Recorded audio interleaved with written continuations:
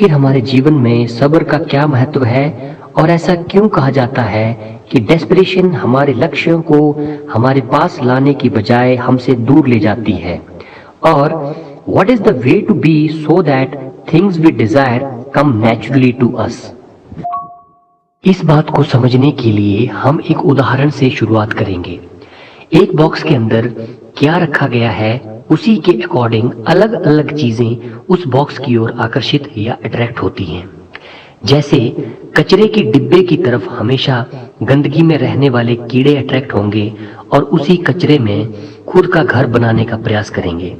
वहीं एक खुशबूदार फूलों से भरे डिब्बे की तरफ खूबसूरत तितलियां और दूसरे खूबसूरत जीव अट्रैक्ट होंगे।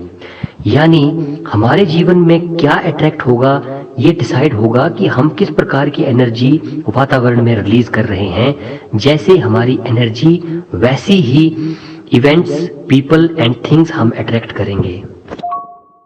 इसके लिए सबसे ज्यादा जरूरी है हमारा माइंडसेट या नेचर ऑफ आवर कॉन्शियसनेस।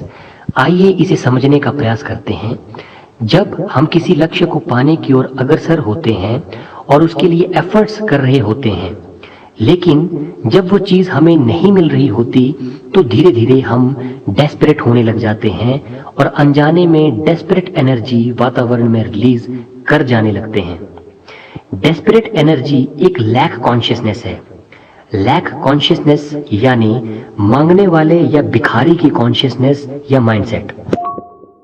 जैसे ही हमारा माइंडसेट या कॉन्शियसनेस मांगने वाले की हो जाती है तो instead of coming to us हमारा लक्ष्य हमसे और अधिक दूर जाना शुरू कर देता है, क्योंकि हमने अनजाने में अपने माइंड को नेगेटिव एनर्जी या कचरे से भर दिया है और अब हमारी ओर दुख, अफसोस, पेन और बीमारियां अट्रैक्ट होना शुरू हो चुकी हैं।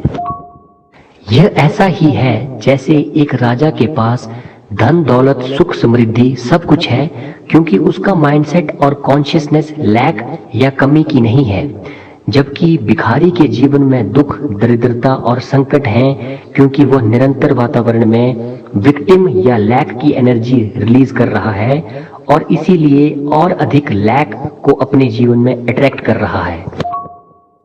एक लक्ष्य की ओर बढ़ रहे आदमी को डेस्परेशन से बचना है, क्योंकि डेस्परेशन अनजाने में हमारे लिए दुख और असफलता लेके आ रही है। और यहीं पे सब्र का महत्व आता है। हमारे शास्त्र कहते हैं, धीरे धीरे रे मना धीरे से सब होए, माली सींचे 100 घड़ा ऋतु आए फल होए। अर्थात जीवन में धीरे धीरे से ही सब कुछ होता है।